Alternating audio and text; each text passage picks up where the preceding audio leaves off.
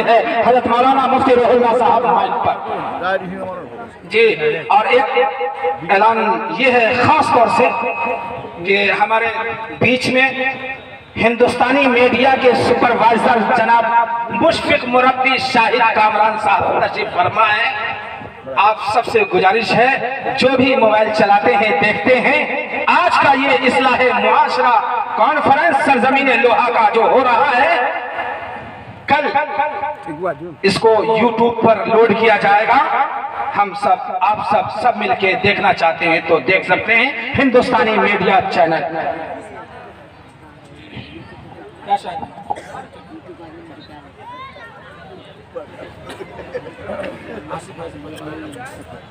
بسم اللہ الرحمن الرحیم۔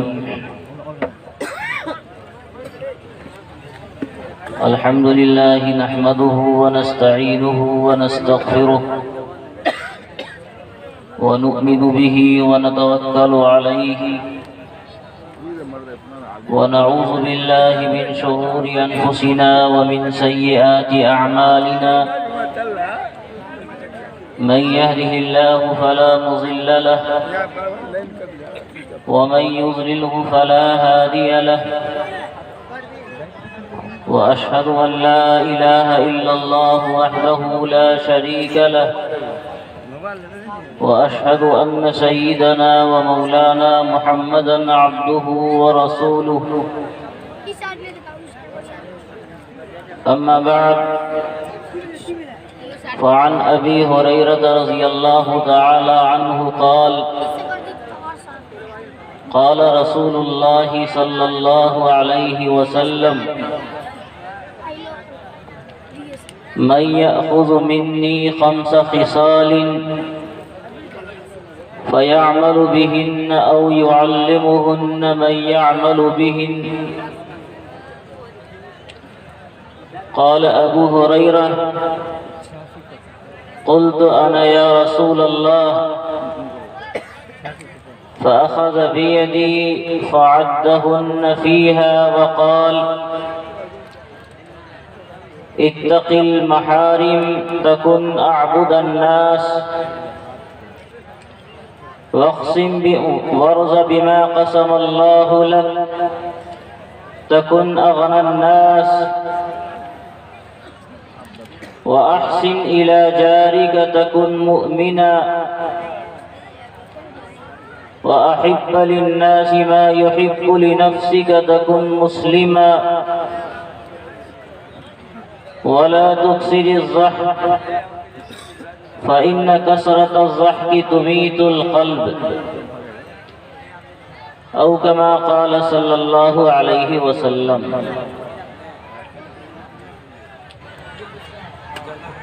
اس وقت آپ کے سامنے بڑا قیمتی لمحہ آنے والا ہے جب ہندوستان کی 2 مایہ ناز ہستی آپ کے سامنے جلوہ افروز ہوگی. اس سے قبل یہ طالب علم تلاوت کردہ حدیث پاک کی روشنی میں 2 پیغام دینے کی کوشش کرے گا. جناب رسول اللہ صلی اللہ علیہ وسلم نے ایک مرتبہ ایک اعلان فرمایا کہ تم میں وہ کون آدمی ہے جو مجھ سے 5 باتیں سیکھے اور یا تو وہ خود ہی اس پر عمل کرے یا دنیا والوں کو سکھلائے تاکہ دنیا والے ان 5 باتوں پر عمل کر سکیں. سیدنا ابو ہریرہ رضی اللہ تعالی عنہ وہاں تشریف فرما تھے.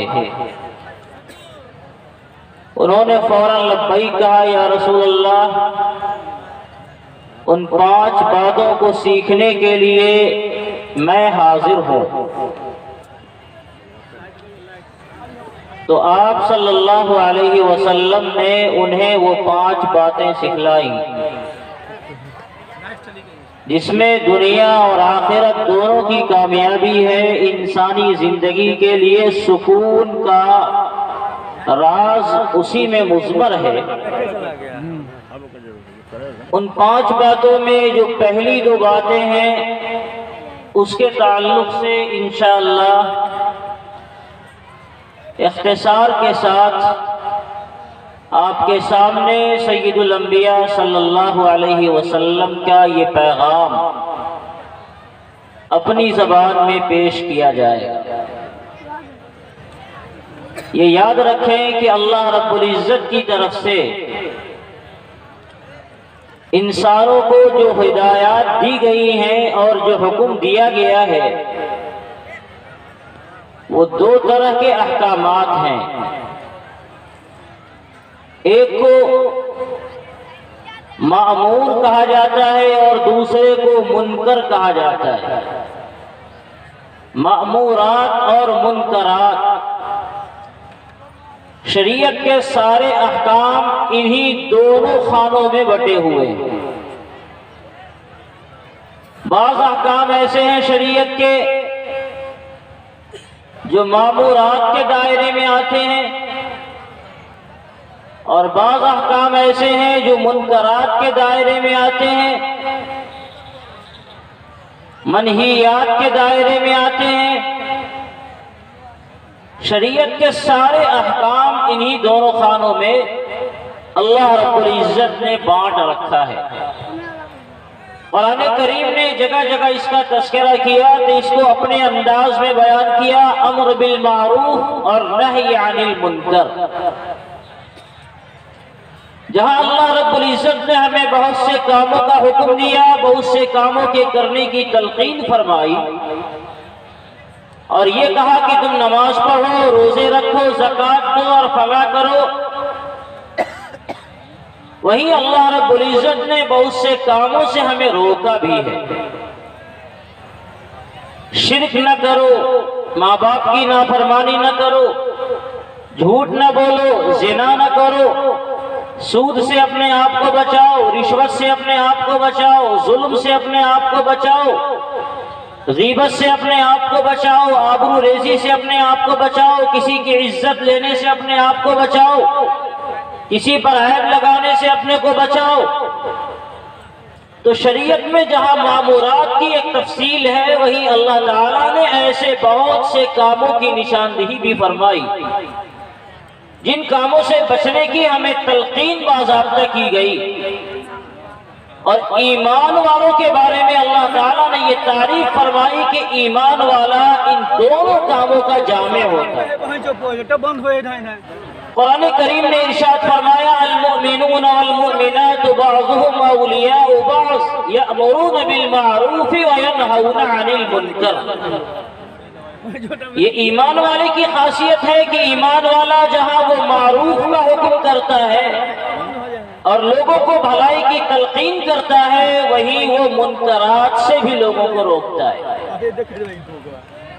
اس کے برخلاف جو منافقین ہیں، جن کے دلوں میں نفاق ہے اور ظاہر میں زبان پر اللہ ہے اور بغل کے اندر کچھ اور ہے، ایسے لوگوں کا تذکرہ کرتے ہوئے اللہ رب العزت نے ارشاد فرمایا، المنافقون والمنافقات بعضهم من بعض یأمرون بالمنکر وینہون عن المعروف۔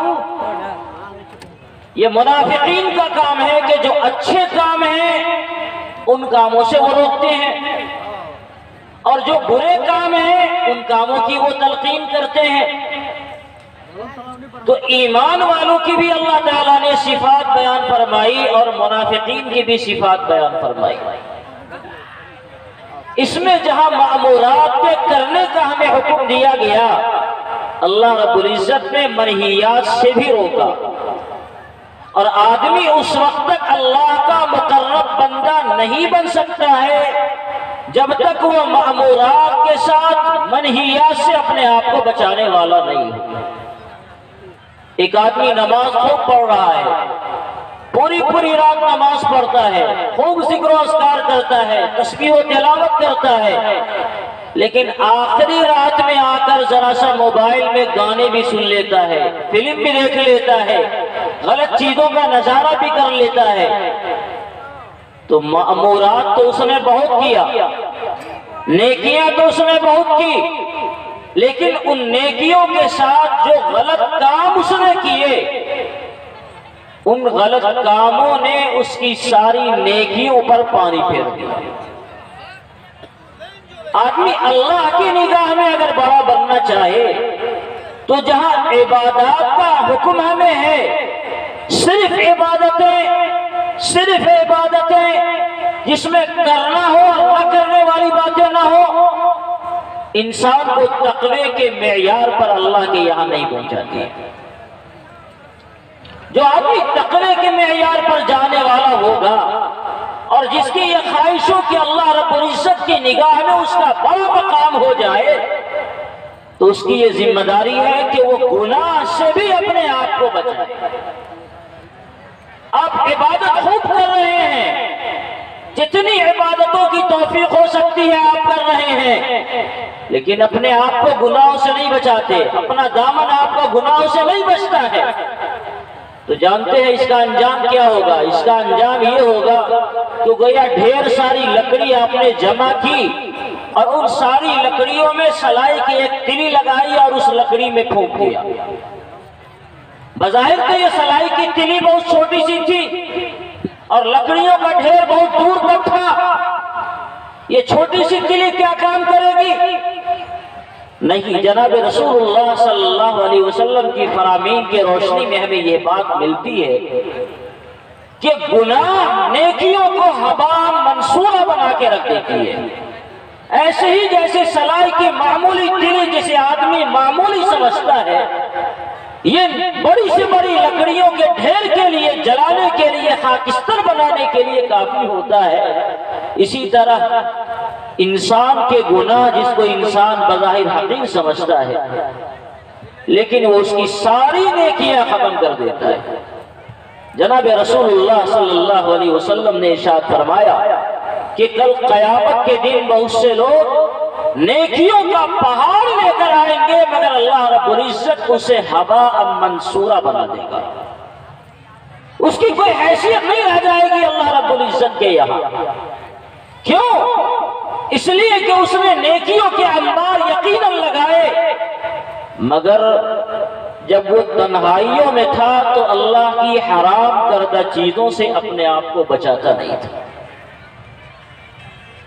نیکیوں کے انبار لگا رکھے ہیں، مگر گناہ کی صورتحال یہ ہے کہ لوگوں کے سامنے تو وہ متقی بنا ہوا ہے، بہت بڑا تہجد گزار بنا ہوا ہے، حاجی اور نمازی بنا ہوا ہے، لیکن جب وہ اذا خلو تنہائی میں آتا ہے تو گناہوں کا ارتکاب کرتا ہے۔ وہ سوچتا ہے کہ اب تو کوئی دیکھنے والا نہیں ہے، لاؤ کر لو، اب ہماری بزرگی پر دھبا نہیں آئے گا، اب ہماری صالحیت پر کوئی داغ نہیں آئے گا۔ اب اس نے جو گناہ کیا تو اس کا انجام یہ ہوا کہ اس کی ساری نیکیاں اللہ رب العزت کی نگاہ میں معمولی جھاگ کی طرح ہو گئی جس کی کوئی حیثیت نہیں ہوتی۔ ایک مرتبہ ایک بڑے صحابی سے سیدنا عبداللہ ابن عباس رضی اللہ تعالی عنہ غالباً کسی نے پوچھا کہ دو آدمی آپ کی نگاہ میں ہو، ایک آدمی وہ ہے جو خوب عبادت کرتا ہو، خوب تلاوت کرتا ہو، خوب ذکر و تسبیح کرتا ہو اور گناہ سے بھی نہیں بچتا، جہاں عبادات کی اس کی زندگی میں کثرت ہے، گناہ بھی اس کی زندگی میں ہے۔ اور دوسرا آدمی وہ ہے جو بہت عبادت نہیں کرتا، بس فرائض و واجبات پر اکتفا کرتا ہے، 5 وقتہ نماز پڑھ لیا، روزے رکھ لیا، حج کر لیا، زکوٰۃ ادا کیا، اور اللہ تعالیٰ نے جو چیزیں اس کے ذمہ ضروری قرار دے رکھی ہیں اسی پر اکتفا کرتا ہے، نوافل کا اس کی زندگیوں میں اہتمام نہیں ہے، لیکن اس کے ساتھ ساتھ وہ اپنے آپ کو گناہوں سے بچاتا ہے۔ غلط کاریوں سے اپنے آپ کو بچاتا ہے، اپنی نگاہ کو بچاتا ہے، اپنے کان کو گناہوں سے بچاتا ہے، اپنے ہاتھ اور پاؤں کو گناہوں سے بچاتا ہے، اس کی نگاہ غلط نہیں دیکھتی، اس کی سماعت سے غلط چیزیں نہیں ٹکراتی، اس کے ہاتھ پاؤں سے کسی پر ظلم نہیں ہوتا، وہ کسی کے مال پر حرص کی نگاہ نہیں ڈالتا۔ تو ان دونوں میں آپ کی نگاہ میں کون بہتر ہے؟ ان دونوں میں آپ کی نگاہ میں کون بہتر ہے؟ تو سیدنا عبداللہ بن عباس رضی اللہ تعالیٰ عنہ نے ارشاد فرمایا کہ جو آدمی اپنے کو گناہ سے بچانے والا ہے، اس کا مقابل وہ ہو ہی نہیں سکتا جو پوری پوری رات اور پورا پورا دن عبادت کر رہا ہو لیکن ساتھ میں اللہ کی نافرمانی بھی کر رہا ہے۔ تو یہ منہیات کا جو باب ہے اتنا خطرناک باب ہے کہ آدمی اگر اپنے آپ کو گناہوں سے نہ بچاوے اس کا انجام یہ ہوتا ہے کہ اس کی نیکیاں بھی اللہ رب العزت کی نگاہوں میں ختم ہو جاتی ہے۔ پچھلے زمانے کی قوموں کی جو حالات قرآن کریم نے بیان کیے، چاہے وہ قوم نوح ہو یا قوم لوط ہو یا دوسری قومیں ہوں جن کا تذکرہ قرآن کریم نے کیا، ان سب کا تذکرہ کرتے ہوئے قرآن کریم نے یہ کہا کہ ان حضرات کو ان کے گناہوں نے لے ڈوبا ہے۔ وَلَوْ أَنَّ أَهْلَ الْقُرَىٰ آمَنُوا وَاتَّقَوْا لَفَتَحْنَا عَلَيْهِمْ بَرَكَاتٍ مِّنَ السَّمَاءِ وَالْأَرْضِ وَلَٰكِن كَذَّبُوا فَأَخَذْنَاهُمْ بِمَا كَانُوا يَكْسِبُونَ۔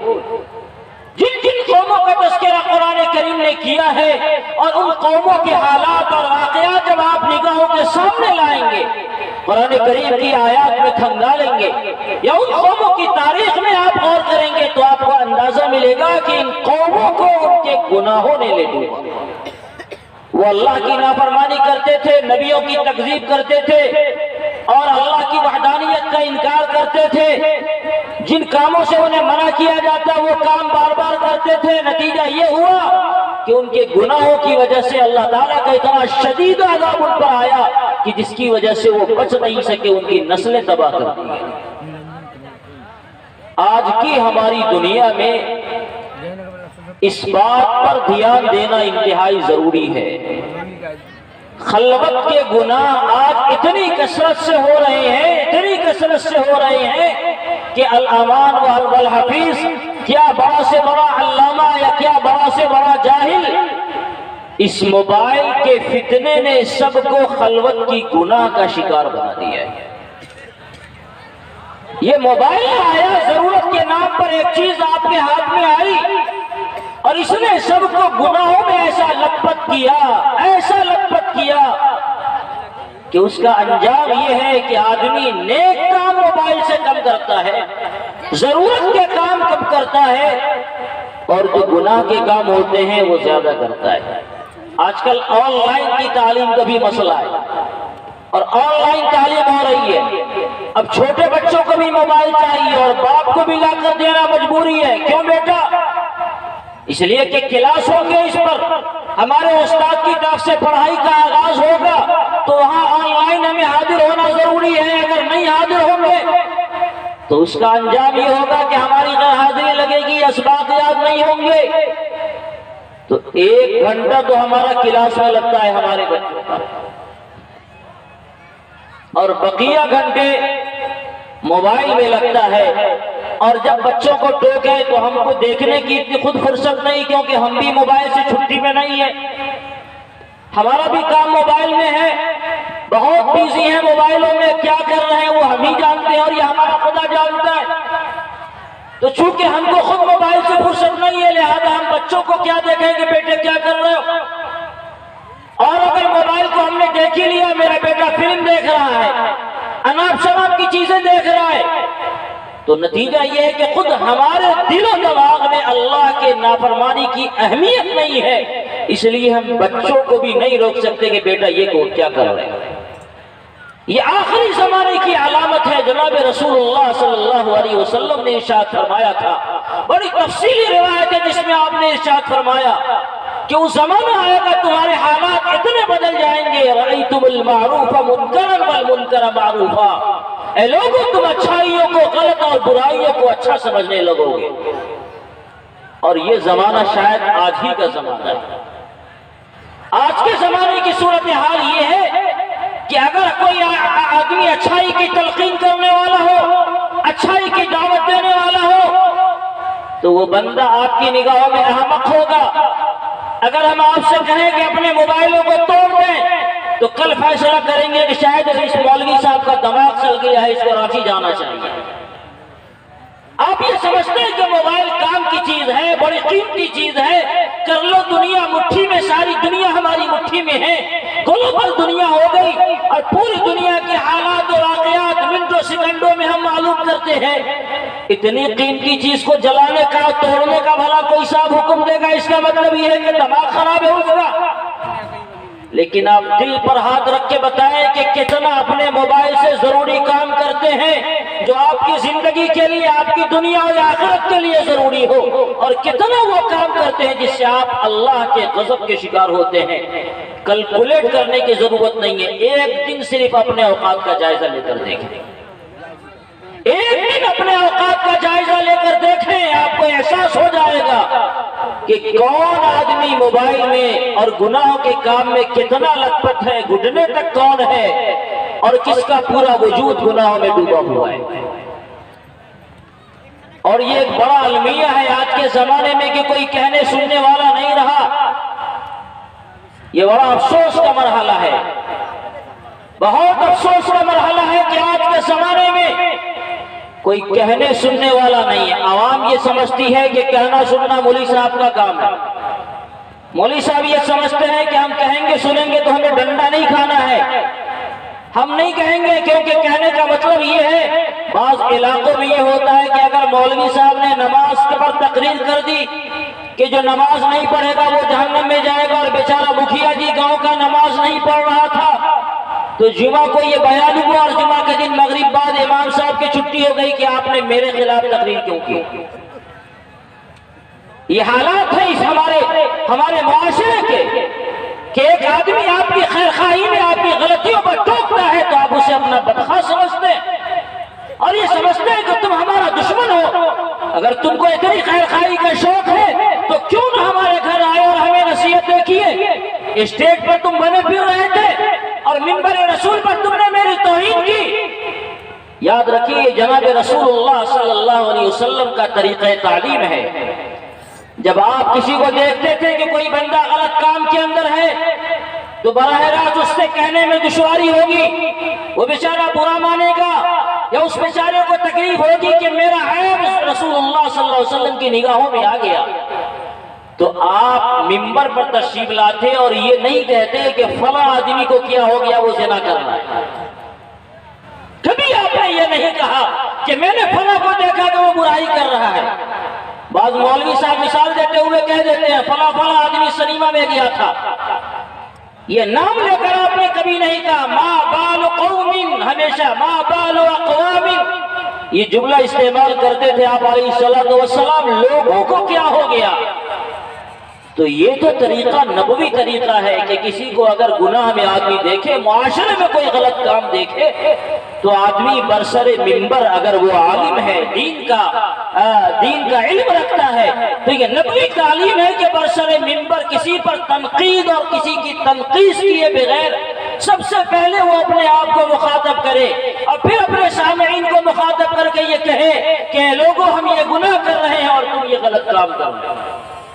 اب اسی میں گاؤں کا کوئی سردار ناراض ہو جائے، گاؤں کا کوئی مکھیا ناراض ہو جائے، کوئی وارڈ سدسیہ ناراض ہو جائے تو بیچارے امام صاحب کی نوکری کی بناتی ہے اور اگلے دن چھٹی ہو جاتی ہے، یا اگر نوکری پر وہ بیچارہ نہیں ہے اور اس کی نوکری ان حضرات کے ذمہ داری میں نہیں ہے تو 1,00,000 شکوے شکایتیں کہ فلاں مولانا نے ایسا کہا، حالانکہ اس میں خود سراپا یہ عیب اور یہ عیب اور یہ عیب، وہ خود نماز نہیں پڑھتا، وہ خود فلم دیکھتا ہے، وہ خود موبائل استعمال کرتا ہے، وہ خود فلاں کام کرتا ہے، تو دوسرے کو نصیحت اور اپنے کو، اور ایسے وقت میں لوگ فوراً قرآن کریم کی کوئی آیت یاد ہو یا نہ ہو لیکن دوسرے کو تعلق سے یہ آیت ضرور یاد ہوتی ہے، یا ایھا الذین آمنوا لم تقولون ما لا تفعلون، اے مولویوں جس بات پر تمہارا خود عمل نہیں ہے اس بات کی تلقین ہی کیوں کرتے ہو؟ حالانکہ قرآن کریم کی اس آیت کا بھی مطلب غلط ہے، کیا مطلب ہے وہ بات میں کبھی ہوگا۔ لیکن کوئی آدمی اگر خیر خواہی کے ساتھ اگر امت کو سمجھانے پر آتا ہے تو یہ صورتحال پیدا ہوتی ہے۔ حالانکہ معاشرے کو گناہوں سے پاک رکھنا یہ کسی عالم کی ذمہ داری نہیں ہے، یہ معاشرے کے ایک فرد کی ذمہ داری ہے جس کو اللہ کے رسول صلی اللہ علیہ وسلم نے مختلف روایتوں میں سمجھایا۔ آپ نے ایک بار ارشاد فرمایا، صحیح حدیث ہے، من رأى منکم منکرا فلیغیرہ بیدہ، بڑی مشہور روایت ہے اور سب کو اس کے الفاظ یاد ہے، ترجمہ تو ماشاءاللہ کہنا ہی کیا ہے۔ جو آدمی غلط کام کو دیکھے اور طاقت رکھتا ہو تو ہاتھ سے روکے، فَإِن لَمْ يَسْتَطِعْ فَبِلِسَانِهِ، اگر اس کی بھی طاقت نہیں ہے تو زبان سے منع کرے، اور اگر اس کی بھی طاقت نہیں ہے فَبِقَلْبِهِ وَذَلِكَ أَضْعَفُ الْإِيمَانِ، اس کی بھی طاقت نہیں ہے تو اپنے دل میں برا سمجھے اور یہ کم درجہ ہے ایمان کا۔ لیکن سوال یہ پیدا ہوتا ہے کہ گناہ کرے عبداللہ تو روح اللہ کو اس کی کیا فکر ہو گئی کہ وہ خامخواہ خیر خواہ بن کے جائے گا؟ ہمیں کیا ضرورت پڑی؟ آپ گناہ کر رہے، آپ جائیں گے اللہ کے دربار میں تو آپ کو سزا ملے گی، مجھے کیا ضرورت پڑی؟ نہیں، مجھے بھی ضرورت ہے۔ اپنے آپ کو اگر ہمیں بچانا ہے تو آپ کو بھی پہلے گناہوں سے ہمیں بچانا ہوگا۔ بہت آسان سی مثال لے لیجیے، ایک آدمی اپنے پیخانے کے حوض کو کھول دے اور اس کی ساری خوشبوئیں بکھیر دے فضاؤں کے اندر، اب اس کے بغل میں آپ کا گھر ہو، اس نے آپ کی زمین میں پیخانے کا حوض نہیں بنایا ہے، آپ کی زمین میں اس کے حوض کے نالے نہیں بنائے، آپ کی زمین میں اس کے گیس پائپ لائن نہیں بچھائے، وہ جو کر رہا ہے اپنے حدود میں کر رہا ہے، تو آپ کیوں ناک منہ چڑھاتے ہیں؟ اس وقت ناک پر کپڑے رکھ کے آپ کیوں گزرتے ہیں سڑکوں سے، اور کیوں جا کے اسے کہتے ہیں کہ اپنے حوض کو بند کرو ورنہ تمہاری خیر نہیں؟ اس لیے کہ وہ بدبو ہے جو آدمی پھیلائے گا صرف اسے ہی نہیں لگے گی اور لوگوں کو بھی لگے گی۔ گناہ بھی ایک بدبو ہے، گناہ بھی ایک وائرس ہے، کرونا وائرس سے زیادہ خطرناک صرف اکیلا کسی کو نہیں لگتا۔ معاشرے میں ایک فرد نے اگر گناہ کیا تو اس کا انجام یہ ہے کہ اس کے اثرات سے سارے لوگ اس سے غیر محفوظ ہوتے چلے جاتے ہیں، بالکل کرونا وائرس کی طرح۔ یہ متعدی بیماری ہے۔ حضور علیہ السلام نے ایک مثال سے اس کو سمجھایا تھا کہ جو لوگ اللہ کے بتائے ہوئے حدود پر قائم رہتے ہیں اور جو اس کو حدود پر قائم نہیں رہتے اسے پھلانگ دیتے ہیں، دونوں کی مثال اس کشتی کے سوار کسی ہے جو کشتی دریا میں جا رہی ہے، اس میں دو منزل بنا ہوا ہے اور کچھ لوگ نیچے ہیں اور کچھ لوگ اوپر ہیں۔ بعض لوگ وہ ہیں جو کشتی کے نیچے والی منزل میں ہیں اور بعض لوگ وہ ہیں جو کشتی کے اوپر والی منزل میں ہیں، اور پینے کا جو پانی ہے وہ نیچے سے اوپر آ کے لینا پڑتا ہے، نیچے سے پانی لینے کی کوئی شکل موجود نہیں ہے۔ ظاہر ہے نیچے سے آپ پانی لیں گے، اس کا مطلب کشتی میں سوراخ کریں گے تو کشتی کا وہ حصہ تو پانی میں ڈوبا ہوا ہے، اور جب آپ پانی میں کے لیے سوراخ کریں گے تو سارا پانی کشتی میں بھر جائے گا، اور پھر کیا ہوگا آپ جانتے ہیں۔ اب نیچے والے کو پانی لینے کے لیے اوپر جانا پڑتا ہے بار بار، جب پانی کی ضرورت پڑے اوپر جاوے، تو نیچے والوں نے یہ پلاننگ کی خواہ مخواہ اتنا اوپر جانے کی، اور اوپر والوں کو پریشان کرنے کی ضرورت کیا ہے، لاؤ ایک سوراخ نیچے ہی کر دیتے ہیں اور یہیں سے پانی لے لیتے ہیں تاکہ اوپر والے کو پریشانی نہ ہو ہمارے جانے آنے سے۔ اللہ کے رسول علیہ السلام نے بتایا کہ اگر اوپر والے نیچے والوں کی اس احمقانہ حرکت پر نہیں ٹوکیں گے تو اس کا انجام یہ ہوگا کہ نیچے والے تو جائیں گے ہی بیچارے، اوپر والے بھی ڈوب جائیں گے۔ یہ حال ہے معاشرے میں گناہ کی۔ جو بندہ اللہ کی حدود پر قائم رہنے والا ہے اور اپنے آپ کو گناہوں سے بچانے والا ہے، وہ ایسے لوگ ہیں جو گویا کشتی کے اوپری منزل میں سوار ہیں، اور جو بندے اللہ کی حدود کو پھلانگنے والے ہیں وہ گویا کشتی کے نچلے منزل میں سوار ہیں، وہ چاہتے ہیں پانی لینے کے لیے نیچے ہی سوراخ کر دیں۔ اب اگر گناہ نہ کرنے والے گناہ کرنے والوں کو نہیں روکیں گے تو اس کا انجام یہ ہوگا کہ جہاں وہ خود ڈوبے گا اللہ کا عذاب آئے گا، آپ بھی اللہ کے عذاب سے نہیں بچ سکیں گے۔ ایک مرتبہ ایک قوم پر عذاب آیا اللہ رب العزت کا۔ سیدنا جبرائیل امین علیہ السلام جب تشریف لائے تو انہوں نے دیکھا کہ ایک بندہ وہ بھی ہے جو اللہ کی خوب اطاعت کر رہا ہے. سارے ہی لوگ نافرمان نہیں ہیں، ایک آدھ ہے وہ ایسا جس سے اللہ کی نافرمانی سرزد نہیں ہو رہی ہے. حضرت جبرائیل امین نے اللہ رب العزت سے درخواست کی، مولا ایک بندہ ایسا ہے جو تیرے عذاب کا مستحق نہیں ہے، تو کیا اسے بھی عذاب دینا ہے یا اس کو بچا لینا ہے؟ ارشاد ہوتا ہے اسے بھی اسی میں ڈبو دو، آخرت کا معاملہ آخرت میں دیکھا جائے گا. لیکن دنیا میں اس نے اپنی ذمہ داری کو محسوس نہیں کیا تو عذاب آئے گا تو نیک لوگوں پر بھی آئے گا، بروں پر تو آئے گا ہی آئے گا. اس لیے اے لوگوں، اپنے آپ کو گناہوں سے بچانے کی ذمہ داری جہاں ہم سب کی انفرادی ہے، اجتماعی بھی ہے کہ آدمی اگر اپنے معاشرے میں گناہ کو دیکھے تو اسے روکے. رسول پاک صلی اللہ علیہ وسلم نے ارشاد فرمایا، جو سیدنا ابو ہریرہ رضی اللہ تعالیٰ عنہ کو نصیحت فرمائی کہ 5 باتیں ایسی ہیں جو آدمی ان 5 باتوں کو لے کر دوسروں تک پیغام پہنچاوے، وہ کون ہے؟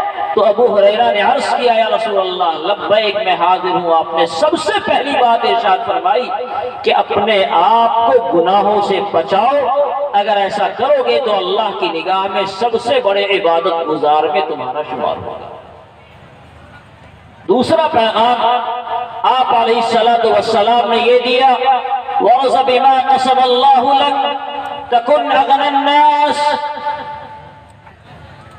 یہ بھی آج کی دنیا کا بڑا مسئلہ ہے اور اصلاح معاشرہ میں اس عنوان کو بڑی اہمیت کا حامل مانا جانا چاہیے. آپ علیہ السلام نے دوسری نصیحت یہ فرمائی کہ اے لوگوں، اللہ رب العزت نے تمہارے لیے جو مقدر فرمایا ہے اس پر تم راضی ہو جاؤ. جانتے ہو اس کا نتیجہ کیا ہوگا؟ تم دنیا میں سب سے بڑے مالدار بن جاؤ گے. جو اللہ رب العزت کا فیصلہ تمہارے حق میں ہے اس فیصلے پر راضی ہو جاؤ. اب آپ کے مقدر میں 2 روٹی ہے، ایک وقت کی کھاتے ہیں اور ایک وقت بھوکا مرتے ہیں، آپ راضی ہو جائیں تو حضور علیہ السلام نے فرمایا کہ تم سب سے بڑے مالدار ہو جاؤ گے.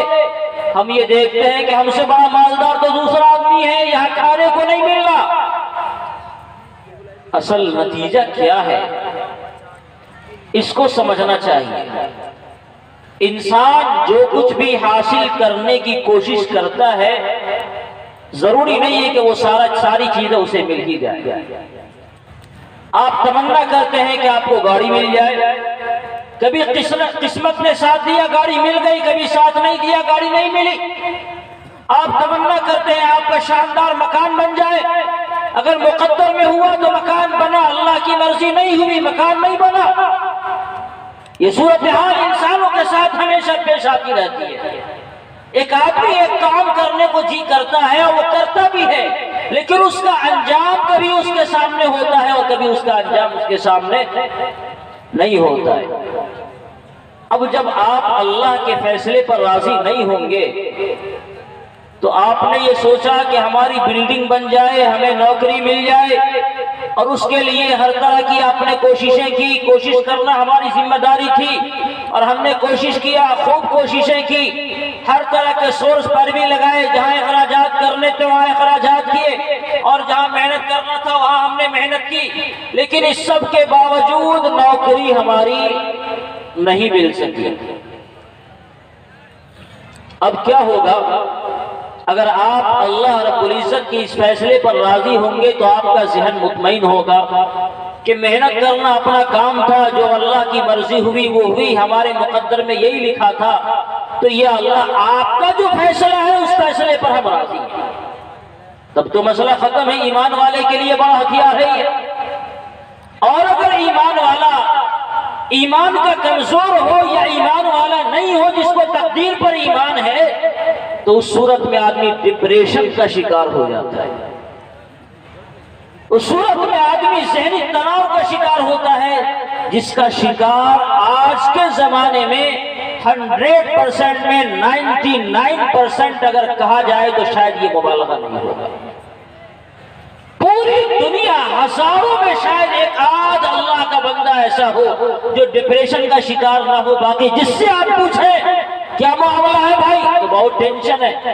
کیا ہوا؟ فلاں کام نہیں بن پا رہا ہے یا فلاں کام بن گیا, ہم نے اس سے جو امید لگائی تھی وہ پوری نہیں ہوئی. ہم نے گاڑی لے لی مگر مستقل درد سر بنا ہوا ہے. ہم نے نوکری لے لی مگر پیسے میں کوئی برکت نہیں ہے, مستقل اخراجات ہیں, ہمیں پھنسا دیا گیا. تو جب آدمی اللہ کے فیصلے پر راضی نہیں ہوتا تو یا تو کبھی اس کی منزل نہیں ملتی, یا منزل ملتی ہے تو اس کے مطلوبہ نتائج برآمد نہیں ہوتے, یا مطلوبہ نتائج بھی آ جاتے ہیں تو ذہن کو سکون نہیں ملتا اور آدمی ڈپریشن میں چلا جاتا ہے, ٹینشن میں رہتا ہے اور اس کی زندگی جیتے جی اجیرن بن جاتی ہے. اور ایسے وقت میں اللہ رب العزت کا امتحان ہوتا ہے. جناب رسول اللہ صلی اللہ علیہ وسلم کا ایک فرمان ہے کہ اللہ تعالیٰ انسانوں کو اس کے رزق کے ذریعے آزماتے ہیں. بہت غور سے سننے کی ضرورت ہے. اللہ تعالیٰ انسانوں کو اس کے رزق کے ذریعے آزماتے ہیں. اللہ تعالیٰ نے رزق دیا, اب وہ کم دیا یا زیادہ, اگر انسان اس رزق پر راضی ہے اور اللہ رب العزت کا شکر ادا کر رہا ہے کہ مولا جو تیری طرف سے فیصلہ تھا وہ ہمیں ملا اور آپ کے اس فیصلے پر ہم راضی ہیں, تو اللہ تعالیٰ اس رزق میں برکت عطا فرماتے ہیں اور انسان کو سکون مل جاتا ہے. اور اگر آدمی نے اس کے علاوہ کوئی دوسری شکل اپنائی, منہ بنایا, چہرہ بگڑا کہ ہم ہی اللہ کو سوجے تھے, نعوذ باللہ, ہمارے ہی گھر میں فاقہ پڑتا ہے, ہمارے فلاں پڑوسی کے گھر میں کبھی نہیں آتا, یہ فاقہ بار بار دوڑ کر ہمارے ہی پاس کیوں آتی, یہ ہمارا پیچھا کیوں نہیں چھوڑتی ہے. جب آدمی اللہ کی نافرمانی کرنے لگتا ہے اور اللہ سے شکایت کرتا ہے تو اللہ تعالیٰ جو کچھ دیا ہوا ہوتا ہے اس کی بھی برکت ختم فرما دیتے ہیں, اور نتیجہ یہ ہوتا ہے کہ اس میں بھی آدمی پریشان ہوتا ہے. اس دنیا میں جو لوگ آپ کو بڑے سے بڑا مالدار نظر آتے ہیں نا, ان حضرات کی زندگی آپ جا کر جائزہ لیں تو اس کی تصدیق بہت اچھی طریقے سے ہوگی. ہم اور آپ سمجھتے ہیں کہ کوئی اب امبانی بن گیا اور کوئی اڈانی بن گیا تو شاید وہ بہت آرام کے ساتھ ہوگا, نو ٹینشن ہوگا, بالکل ہر طرح سے وہ ذہنی سکون میں ہوگا. ایسا نہیں ہے. نتیجہ یہ ہوتا ہے کہ ہم لوگوں کو سونے کے لیے کچھ کرنے کی ضرورت نہیں, بستر پر گئے اور نیند آئی تو ایک بار فجر میں یہ نیند کھلتی ہے, اگر درمیان میں کوئی ایسے عوارض پیش نہ آ جائے. لیکن ایسے لوگوں کو سونے کے لیے صرف نیند لانے کے لیے فجر بیت جاتی ہے اور نیند نہیں آتی تو سوئی پر, گولی پر سہارا لینا پڑتا ہے اور مختلف چیزیں کرنی پڑتی ہیں. میں نے ابھی کچھ دنوں پہلے بھی اس کا تذکرہ کیا تھا, یہاں بھی کر دینا مناسب سمجھتا ہوں. اس ملک کا ایک سب سے امیر ترین آدمی رہا ہے جو ابھی زندہ ہے, ابھی نمبر 1 پر شاید وہ نہیں ہے. ان کی ملاقات حضرت مولانا خلیل الرحمن سجاد نعمانی دعوت برکاتہم سے ہوئی. اپنے ہندوستان کے بڑے علماء اللہ والے میں ان کا شمار ہوتا ہے. ملاقات تھی, اتفاق تھا, جہاز میں سفر ہو رہا تھا اور اتفاق سے دونوں کی سیٹ ایک ساتھ ہو گئی. تو حضرت مولانا نعمانی نے اس وقت کو بڑا غنیمت جانا اور انہوں نے کچھ سوال کرنا ان سے شروع کیا کہ اتفاق سے دنیا کے سب سے مالدار آدمی سے ہمارا واسطہ پڑا ہے. ہم لوگ دنیا کو للچائی ہوئی نگاہ سے دیکھنے والے لوگ ہیں جن کے پاس نہ کھانے کو ہے, نہ بیٹھنے کو ہے, نہ پینے کو ہے, نہ رہنے کو ہے, نہ سواری کو ہے. اور یہ وہ بندہ ہے جس کے چاروں طرف لونڈے اور غلام اور باندیاں اس کے چاروں طرف اس کی خدمت کے لیے حاضر ہیں. جیسا چاہے وہ بنگلہ بنا لے اور جیسی چاہے گاڑی لے لے اور جیسا چاہے جہاز لے لے. تو ذرا اس کے دل کا حال بھی جانتے ہیں کہ دل کا کیا عالم ہے. انہوں نے پوچھا کہ فلاں صاحب آپ تو شاید اس دنیا کے سب سے پرسکون لوگوں میں ہوں گے, آپ کو نو ٹینشن زندگی ہوگی, کبھی غم نہیں آیا ہوگا.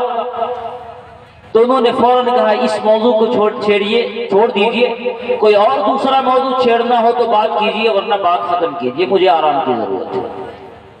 جب 2-3 مرتبہ حضرت مولانا نعمانی نے اسی کا تذکرہ کیا, نہیں مجھے صرف اس کا آپ جواب دے دیں کہ آپ دنیا کے سب سے امیر آدمی ہیں تو سب سے زیادہ آرام میں بھی آپ ہوں گے. انہوں نے کہا کہ سالوں برسوں ہو گئے مجھے مسکرائے ہوئے اور بے غم ہوئے, اب تک میرے ذہن کو جب سے میں مالدار بنا ہوں سکون نہیں ملا ہے. جب سے میں مالدار بنا ہوں اب تک مسکرائے ہوئے مجھے برسوں ہو گئے. لوگ اس کیمرے کے सामने आकर जबरदस्ती मुस्कुराने का चेहरा बना लेते हैं, मगर जब वो घर जाते हैं तो उनके दिलों के तकलीफ का जो आलम है, अगर उस तकलीफ को मजलिसों में खोल दिया जाए तो सारी मजलिसें बिल्कुल खून आलूद हो जाए। वो नाटक होता है जो कैमरों के सामने होता है और मुस्कुरा मुस्कुरा कर लोगों के सामने मिला जाता है। पता चला कि जिस चीज में हम अपना आराम और सुकून समझ रहे हैं वहां वो चीज है ही नहीं। अल्लाह के फैसले पर राजी हो जाओ, अल्लाह ताला तुम्हारे दिलों को गिने से भर देगा और तुम सबसे बड़े मालदार हो जाओगे। और जब इंसान सारी दुनिया से बेनियाज होकर अपने फैसले पर राजी हो जाता है तो अल्लाह ताला उसके दिल को ऐसा खुश कर देते हैं कि मामूली झोपड़ी में उसे वो आराम नसीब होता है कि दुनिया के बड़े से बड़े महल में किसी मालदार को वैसे आराम की ख्वाब में भी नहीं आ सकता। इसीलिए ऐ लोगों, अल्लाह के फैसले पर राजी होना सीखिए और बड़े बड़े ख्वाब देखना बंद कर दीजिए। हमारी दुनिया का ये सबसे बड़ा मसला है कि हम बड़े बड़े ख्वाब देखने लगे। जो बड़े से बड़ा ख्वाब हो कि हम ये बनेंगे, ख्वाब देखिए मगर ख्वाब के दायरे में हो, लेकिन उसके साथ साथ ये भी हो कि अल्लाह रब्बुल इज्जत की तरफ से जो फैसला आपके बारे में है उस फैसले पर अपने आप को राजी करना है। और जब आप अल्लाह के फैसले पर अपने आप को राजी करेंगे तो एक ईमान वाले की शान ये है कि जहां अल्लाह रब्बुल इज्जत उससे रजा का इजहार फरमाते हैं, इस बंदे को भी अल्लाह रब्बुल इज्जत से राजी होना है। ये यकीनन ईमान की शान है और ये जिंदगी के सुकून का बड़ा जरिया है। ये दो मुख्तसर पैगाम है जो मैंने आपको देने की कोशिश की। नंबर एक, गुनाहों से अपने आप को बचाएं। अगर गुनाहों से अपने आप को बचाते हैं तो अल्लाह रब्बुल इज्जत के फहरिस्त में सबसे बड़े इबादत गुजार आप माने जाएंगे। और नंबर दो, अल्लाह के फैसले पर आप राजी हो जाएं। ऐसा करने वाला सबसे बड़ा मालदार होता है, चाहे उसके हाथ खाली हो मगर उसका दिल मालदारी से भरा हुआ होता है। अल्लाह ताला इस मुख्तसर वक्त में इस पैगाम को हमारे ज़हन दिमाग में जागुज़ी फरमाए और इस पर अमल करने वाला बनाए। आमीन व आखिरु दावाना अनिल हम्दुलिल्लाहि रब्बिल आलमीन। माशाअल्लाह, थोड़ी जिनको लोग सदर जमीयत उलमा मधुबनी के नाम से याद करते हैं, मवाइज़े हसना के लिए नहीं बल्कि लोहा वालों ने ये मजमा को सजाया बचाया बसाया है। इस तशक्कुर के लिए हम हज़रत वाला को मदू करते हैं कि आ जाओ, उठ आपस में जहां का और ही अंदाज है। हज़रत वाला का हम इस शेर से मदू करते हैं, उठ आपस।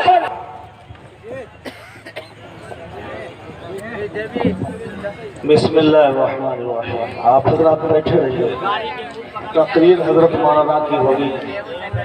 मल्लम यशकुरिल्लाह लम यशकुरिल्लाह। लोगों का जो शुक्रगुजार नहीं होता वो अल्लाह तबारक व तआला का शुक्र नहीं अदा कर सकता है। लोहा के नौजवानों ने ये इस्लाह मुआशरा प्रोग्राम सजा के पूरे इलाका के लोगों को एक पैगाम दिया कि दुनिया में दो तरह के लोग हैं, इस्लाह करने वाले और बिगाड़ पैदा करने वाले। कुरान ने बार बार ऐलान किया है कि अल्लाह ताला बिगाड़ करने वालों को पसंद नहीं फरमाता, फसाद करने वालों को पसंद नहीं करता। मैं इन नौजवानों को मुबारकबाद देता हूँ कि रमजान मुबारक का मुक़द्दस महीना करीब है। आपने जगाने के लिए, उम्मत में पैगाम को पहुँचाने के लिए उलमाए किराम को मदद किया और अल्हम्दुलिल्लाह शाम से लेकर अब तक आप लोग दिलजमी के साथ बैठकर सुनते रहे।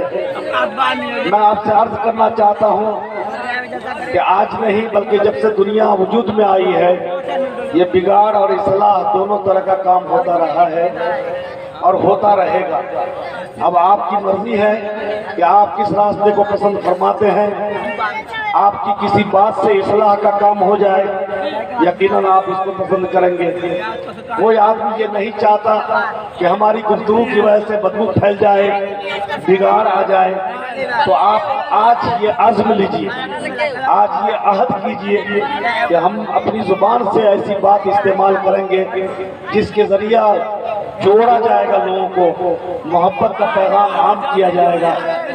हम सब के इमाम कायनात के ताजदार दो आलम मोहम्मद रसूलुल्लाह सल्लल्लाहु अलैहि वसल्लम, जिनकी नात आप खूब शौक से सुन रहे थे, और क्यों नहीं सुनेंगे आप। हम सबके सरकार हैं, हम सबके ताजदार हैं, और उनकी अदाएं अल्लाह को इतना पसंद है कि जब तक हुजूर की अदाओं से आप अपनी नमाजों को नहीं मिलाएंगे, हुजूर की अदाओं से आप अपनी इबादतों को नहीं मिलाएंगे, अल्लाह ताला को आपकी इबादत पसंद नहीं है, कबूल नहीं है। इस्लाम ने ऐसी खूबी जाहिर की जो दूसरे मज़ाहिब में नहीं है। तरीक़ा मोहम्मद रसूलुल्लाह का होगा और इबादत अल्लाह की होगी। जिस इबादत में अल्लाह के रसूल का तरीक़ा नहीं होगा, अल्लाह को वो पसंद है ही नहीं। इसलिए हर काम में इस बात को समझिए कि इश्क का तकाजा ये है, हुजूर से मोहब्बत का तकाजा ये है कि हर काम में हम हुजूर को अपना उसवा और नमूना बनाएं। कुछ नौजवानों को मैं देखता हूँ तो मुझको कल भी तकलीफ होती है, दूसरों की शक्ल बना लेते हैं, दूसरों जैसा बाल बना लेते हैं, बाल के निचले हिस्से को काट लेते हैं, और वो फख्र से कहते हैं कि मैं आशिक रसूल हूँ। यकीनन आप अगर जुबान से सच्ची बात बोल रहे हैं तो अपनी शक्ल को देख लीजिए और अपनी पूरी सूरत को देख लीजिए, आप खुद फैसला कर लेंगे कि वाकई आप आशिक रसूल हैं या नहीं। मेरे बुजुर्गों, मक्का मुअज़्ज़मा से जब मदीना मुनव्वरा ताजदार दो आलम सल्लल्लाहु अलैहि वसल्लम हिजरत फरमा के जा रहे थे तो लोगों में इतनी बेचैनी थी कि औस और खजरज के अंसार मदीना से आके बहुत दूर आके तौबा में हुजूर का इंतजार करते थे, हुजूर का इस्तकबाल करते थे। आप समझिए कि आपके जो कायद हों, जो आपके इमाम हों, जो आपके आलिम हों, उनका इस्तकबाल करना चाहिए। इसलिए कि सहाबा ने हुजूर का इस्तकबाल किया है। मकाम हर्रा में आकर इंतजार करते थे रोजाना, पहाड़ी पर चढ़ जाते कि हुजूर तशरीफ ला रहे हैं या नहीं ला रहे हैं, रोजाना इंतजार करते। जब शिद्दत की धूप होती और गर्मी की तपिश होती तो फिर सहाबा वापस चले जाते और फिर दूसरे रोज आते। ऐसा नहीं कि इंतजार करके थक गए हो और अब नहीं आएंगे, बल्कि रोजाना आते रहे। यहाँ तक कि एक रोज जब सहाबा वापस जा रहे थे, इंतजार के बाद हुजूर तशरीफ नहीं लाए, कुछ दूर के फासले पर गए होंगे, एक यहूदी ने आवाज दिया कि लगता है काफिला आ रहा है सफेद कपड़े वालों का, जिनके चेहरे नूरानी ये चमक रहे हैं, लगता है कि उसी काफिले का तुम लोग इंतजार कर रहे थे। सारे सहाबा वापस आए, हुजूर का इस्तकबाल किया, हुजूर कुबा में ठहरे, 4 दिन ठहरे। और जब आप मदीना मुनव्वरा तशरीफ लाए, मैं आपसे बताना चाहता हूँ तो बहुत सारे यहूदियों को इंतजार था कि तौरात में जो आखिरी नबी के सिफात बयान किए गए हैं वो सिफात हुजूर में है या नहीं है, वाकई आप आखिरी नबी हैं या नहीं है। तो सारा मजमा जमा था, उसमें हजरत अब्दुल्ला बिन सलाम, ये यहूदियों के बहुत बड़े आलिम थे, यहूदियों के बहुत बड़े आलिम थे। उनके बारे में यहूदी लोग कहते थे खैरोना व इब्नु खैरिना, कि हम में सबसे बेहतर है अब्दुल्ला बिन सलाम, और बेहतर बाप के बेटे हैं हजरत अब्दुल्ला बिन सलाम। वो भी जमा हुए और हुजूर के करीब आए। तो हुजूर ने जो जुमला कहा, बस ये जुमला मैं बतला देता हूँ, और माशरे में किस तरह रहना चाहिए, अपनी जुबान को किस तरह इस्तेमाल करना चाहिए, आपको सबक मिल जाएगा। हुजूर ने जो पैगाम दिया, पहली तकरीर थी हुजूर की दुनिया में, मदीना मुनव्वरा हिजरत करने के बाद सबसे पहली तकरीर जो हुजूर ने फरमाई है वो बहुत मुख्तसर तकरीर है, और अहादीस के अंदर वो जुमले लिखे हुए हैं। हुजूर ने तकरीर फरमाई, 3 जुमला याद कर लीजिए। आपने इरशाद फरमाया अफ्शुस सलाम वातिमुत ताम वसल्लु बिल्लैल वन्नासु नियाम। अगर इस हदीस को हजरत की खिदमत में रख दिया जाए, पूरी रात तकरीर कर देंगे, और हजरत का लबो लहजा इतना उम्दा है कि जो लोग जा चुके हैं इंशाअल्लाह वो भी सिमट के आ जाएंगे। ये उनका अपना अंदाज है। और वाकई रात के आखिरी हिस्से में मैं बार बार कहा करता हूँ, किसी आलिम के अंदर अगर सामईन को रोकने का मलका है, औरतों को समझा लेने की ताकत है, तो वो मतलूब मिल्लत हजरत मौलाना मतलूब रहमान साहब के अंदर है कि सब लोग जब رات میں آنکھ سرخ ہو جاتی ہے. میں دیکھتا ہوں یہاں یہ صحافی صاحب ہے جناب شاہد کامران صاحب، جگہ تو رکھے ہیں اپنے آپ کو لیکن آنکھ ان کی سرخ ہو چکی ہے. بہت سارے نوجوانوں کو بھی دیکھ رہا ہوں لیکن وہ سب پھر سے جاگ جائیں گے. تو سمجھیے کہ حضور نے جو تقریر فرمائی اس کو سن لیجئے.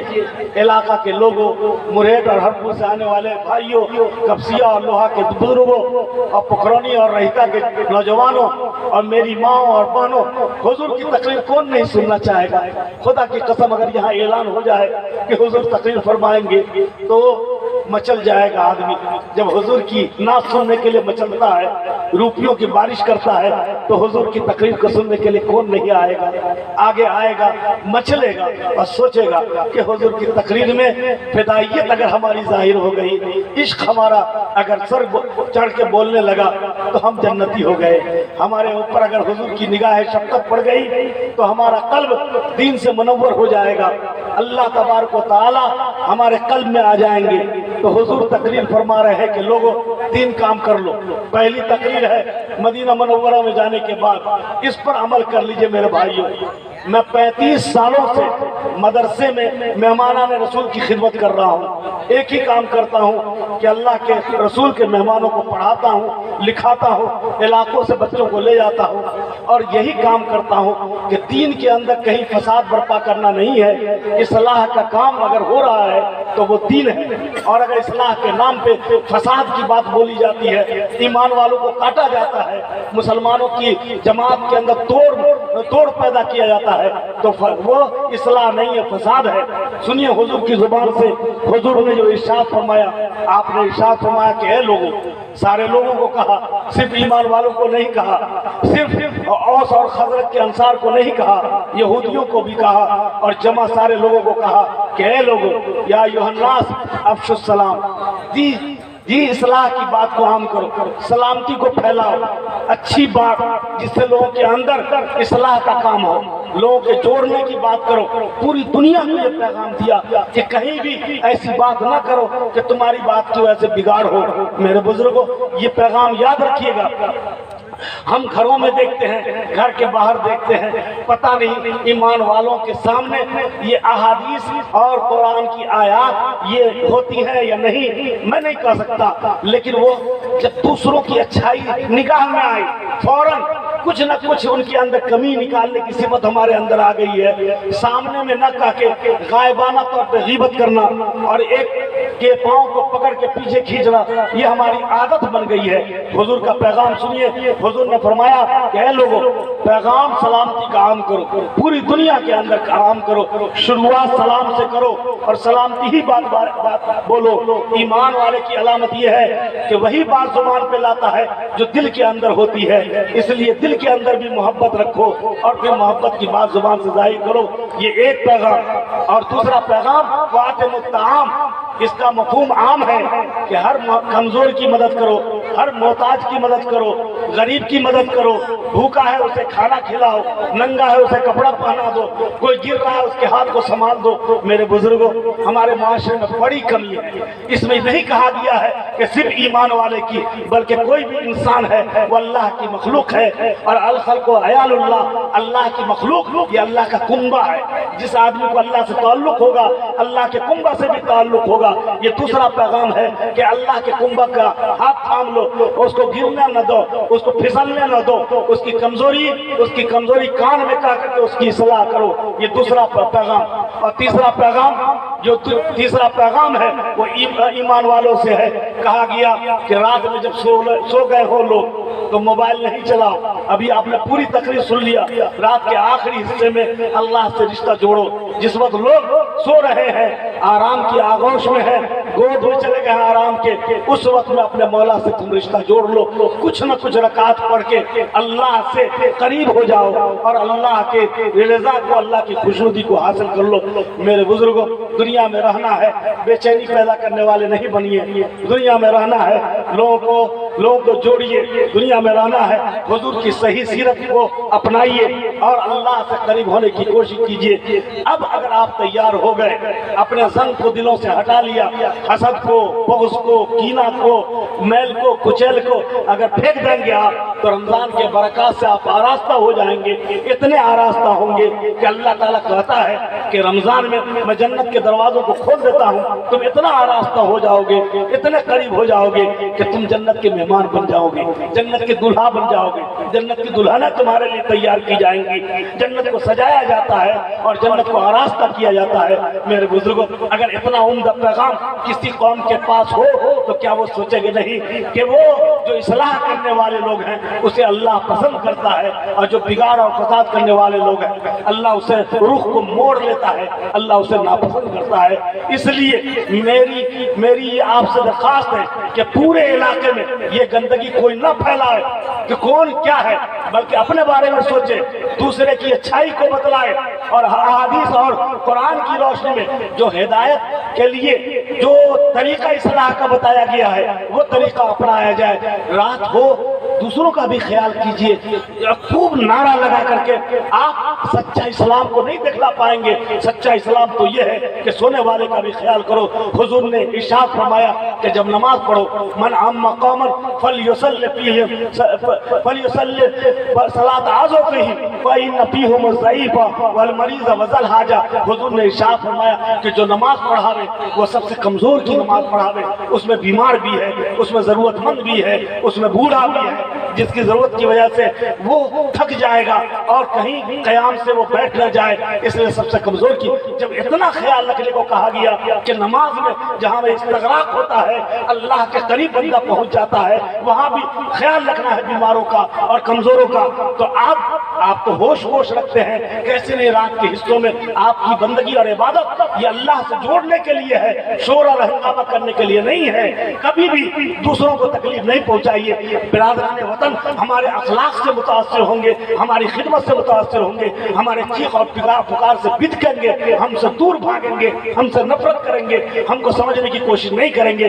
इसलिए मेरे बुजुर्गों, आपसे दरखास्त है, जुबान मीठी बोलिए, दूसरों के बारे में अच्छा सोच रखिए। पैगाम आइए जलसा में लेने के लिए तो पूरा पैगाम लेकर के जाइए, जिंदगी में तब्दीली लाने की कोशिश कीजिए। मैं अपने माओ से और अपनी बहनों से अर्ज करता हूँ कि जुबान की बुनियाद पर हुजूर ने फरमाया कि औरतें ज्यादातर जहन्नम में जाएंगी। क्यों? इसलिए कि वो शौहर का शुक्रिया नहीं अदा करती है और नेमतों का शुक्रिया नहीं अदा करती है, शौहर की नाफरमानी करती है। तो ये अल्लाह के रसूल ने वाज़ेह फरमा दिया कि जुबान को ठीक रखो, शुक्रिया वाली जुबान रखो और इताअत वाला मिजाज रखो, शौहर की भी फरमा बरदारी करो, घर के बुजुर्गों की फरमा बरदारी करो, तो तुम जन्नती हो। मेरे बुजुर्गों, हमने इतना सा भी वक्त लेने का इरादा नहीं किया था। हम फिर शुक्रिया अदा करते हैं यहाँ के नौजवानों का, यहाँ के जिम्मेदारों का, यहाँ के तमाम हम अपनी माओं का और बहनों का कि आपने बड़ा मुस्तहसन कदम उठाया है। ये जज्बा बाकी रखिए। ये एक तारीखी अजीम शान ये लोहा के मकाम पर इजलास हुआ है, मामूली बात नहीं है। आप याद रखिएगा कि इसके जरिया ये जमीन गवाह बन गई है, आसमान गवाह बन गया है, और आज की रात अल्लाह क्या एक तारीख लिखी जाएगी आपके नाम। इसको संभाल के रखिए, इसको इज्जत के साथ रखिएगा। कल झूठ बोलते वक्त ध्यान दे दीजिएगा, हमने इस्लाह का इजलास किया था।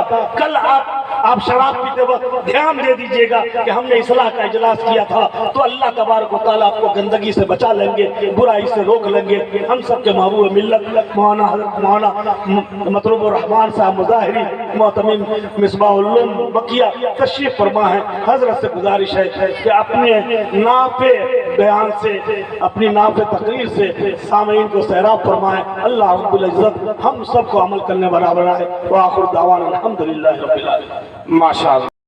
हमारे चैनल हिंदुस्तानी मीडिया को सब्सक्राइब करें और लेटेस्ट अपडेट्स के लिए बेल आइकन दबाएं।